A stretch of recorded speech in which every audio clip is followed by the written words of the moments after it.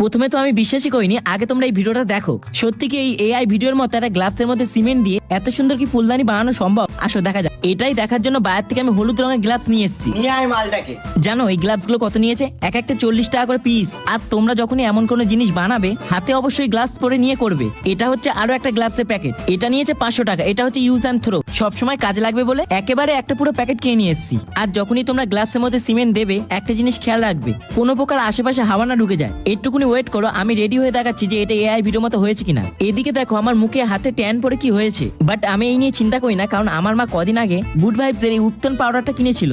এটা আমি জল দিয়ে ঘুলে নিচ্ছি, তোমরা চাইলে দুধ, দই, রোজ ওয়াটারতেও ঘুলতে পারো।